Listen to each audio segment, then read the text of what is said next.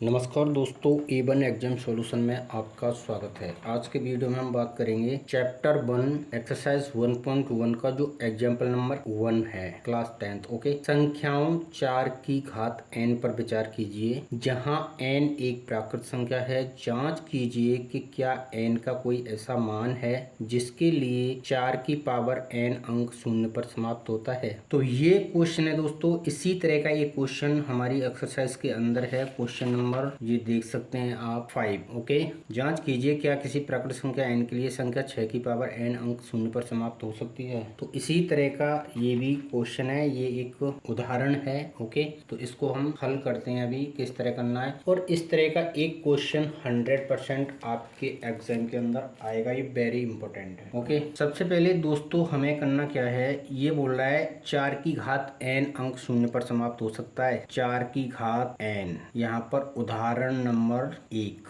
Okay, ये कभी शून्य पर समाप्त हो सकता है। n क्या है? n हम पढ़ चुके हैं पिछले वीडियो में भी। n का मतलब होता है नेचुरल नंबर। ओके, यानी कि प्राकृत संख्या। प्राकृत संख्या क्या होती है? 1 2 3 4 5 इस तरह अनंत तक चलती है। ओके, ये होती है प्राकृत संख्या। अब अपन को देखना है n। n क्या है? प्राकृत संख्या। तो मैं 4 और इस n की जगह 1 रख लेता हूँ। प्राकृत संख्या ये रही, ये 1 लिख लिया। n के अंदर सारी प्राकृत संख्या आ चुकी हैं। अब हम एक एक करके रखेंगे इसको, तो काफी टाइम लगेगा हमें। एग्जाम के अंदर इतना टाइम नहीं होता है। तो हमें इसे किस तरह करना है, इसका सॉल्यूशन। ओके, अब हम समझने के लिए ये सब कर रहे हैं। ओके, 4 की पावर 1 रख दिया मैंने। 4 का गुणा एक बार करेंगे तो क्या आएगा? 4 ही आएगा। तो ये एग्जाम्पल क्या कह रहा है, क्या 4 की पावर n अंक शून्य पर समाप्त हो सकता है? कोई ऐसी संख्या है? ऐसी कोई प्राकृत संख्या हमें ढूंढनी है। ओके, अब मैं यहाँ मान लीजिए 4 की पावर 2 रख देता हूँ। प्राकृत संख्या 2 ले ली मैंने, तो 4 × 4। ओके, कितना हो गया? 16 हो गया। तो यहाँ 6 आ रहा है, यहाँ भी 0 नहीं आ रहा है। इसी तरह मैं इसको 4 की पावर 3 रख देता हूँ, लेकिन हमें 0 वाली संख्या नहीं मिल रही है। और 3 बार हम 4 का गुणा करेंगे तो 4 चौक 16, 16 चौक 64। यहाँ पर भी 0 नहीं आ रहा है। ओके, तो इस तरह के सवाल को कैसे हल करना है, वेरी इंपॉर्टेंट क्वेश्चन है। एक क्वेश्चन 100% आपके एग्जाम के अंदर आएगा। ओके, अब हमें करना क्या है, हमें बस 2 लाइन लिखनी है और हमें समझना है अच्छे तरीके से। ओके, तो मैं यहाँ पर लिखूंगा, आपको अपने एग्जाम के अंदर कैसे करना है।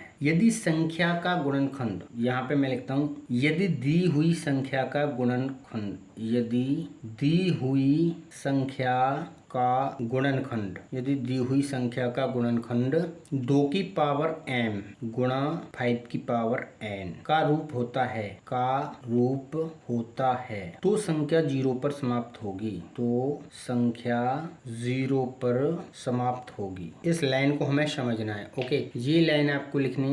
इसके बाद ये कह क्या रहा है, यदि दी हुई संख्या का गुणनखंड 2 की पावर m 5 की पावर n का रूप होता है तो संख्या 0 पर समाप्त होगी। मतलब हमें जो हमारे क्वेश्चन के अंदर संख्या दी हुई है 4 दी हुई है, तो हमें 4 के अभाज्य गुणनखंड करने हैं। और 4 के अभाज्य गुणनखंडों के अंदर 2 और 5 ये दोनों संख्याएं यदि मिलती हैं 4 के अभाज्य गुणनखंडों के अंदर, तो हमारी जो संख्या है वो 0 पर समाप्त हो सकती है। ओके, तो मैं यहाँ पर 4 के अभाज्य गुणनखंड करता हूँ। यहाँ 4 लिख लिया मैंने। आपको अभाज्य गुणनखंड करना आता ही है, पिछले वीडियो में मैंने बताया था। मैं 2 से इसे डिवाइड करूंगा 2 बार, फिर मैं 2 से करूंगा इसको 1 बार। तो 4 के अभाज्य गुणनखंड क्या है? 2। तो मैं यहाँ पर लिख दूंगा 4 बराबर 2 गुणा 2। ओके, 4 के अभाज्य गुणनखंड क्या है? 2। अब हमने जो लाइन लिखी है, यदि दी हुई संख्या का गुणनखंड 2 की पावर m गुणा 5 की पावर n का रूप होता है तो संख्या 0 पर समाप्त होगी। यहाँ पर 2 तो हमें मिल गया, यहाँ ये वाला 2, ये 2 तो हमें मिल गया, लेकिन ये 5 नहीं मिला हमें। ओके, तो अब हमें एक और लाइन लिखनी है। आपको क्या लिखना है, यहाँ लिख देता हूं मैं 4 का अभाज्य गुणनखंड। 4 का, ये हमने 4 के अभाज्य गुणनखंड किए हैं, तो मैं यहाँ पर लिखूंगा 4 का अभाज्य गुणनखंड,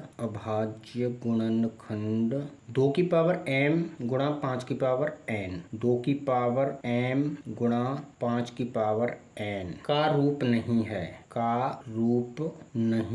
है। ओके, इसलिए मैं यहाँ पर इसलिए 4 की पावर n कभी भी 0 पर समाप्त नहीं होगी, कभी भी 0 पर समाप्त नहीं